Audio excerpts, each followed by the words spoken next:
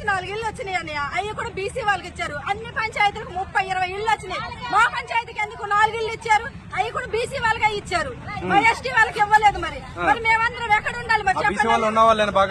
ఉన్న వాళ్ళు ఉన్నారు, లేని వాళ్ళు కూడా ఉన్నారు. 4 ఇళ్ళు ఎలాగిస్తారన్నయ్య? ఇప్పుడు మొన్న గాలి దుమ్ముకి మా ఇంట్లో అది మామిడి చెట్టు పడి ఇల్లు స్లాప్ పోయింది. మేము బయటే ఉంటున్నాం. మేము ఎక్కడ ఉండాలి?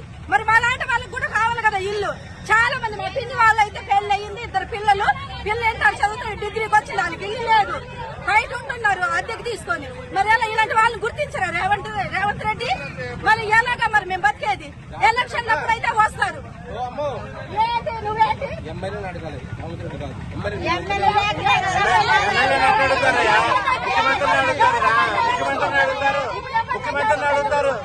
సర్పంచ్ ఎవరైతే ఎమ్మెల్యే ఇచ్చేది అంతేగా. మరి రేవంత్ రెడ్డి చెప్పకోకుండా ఎమ్మెల్యే ఇస్తున్నాడా ఇల్లు? ఆయనైతే రేవంత్ రెడ్డికి సంబంధం లేదని మాట్లాడుతున్నాడు. రామన్గూడ గ్రామ పంచాయతీ మాజీ సర్పంచ్ గారిని రామన్గూడలో 4 ఉన్నారా? మిగతా వాళ్ళు లేరా? మాకు 20-30 ఏళ్ళు ఇస్తే మిగతా వాళ్ళందరూ మేము చూసుకొని మేము ఉంటాం. ఒక ఉపాధి అనేది మాకు ఉంటది కదా, ఒక గూడు గుడిసె మాకు ఉంటది కదా. 4 లేరు కదా రామన్గూడలో. అది కూడా చూసుకొని ఇవ్వాలి. మరి ఎమ్మెల్యే గారు ఏం చేస్తున్నారో ఏంటో, మరి కావాలని చేస్తున్నారో, మరి ఇవ్వాలని ఇచ్చారో మాకైతే తెలియదు. కానీ మాకు న్యాయం జరగాలి అంతే మేము కోరుకునేది.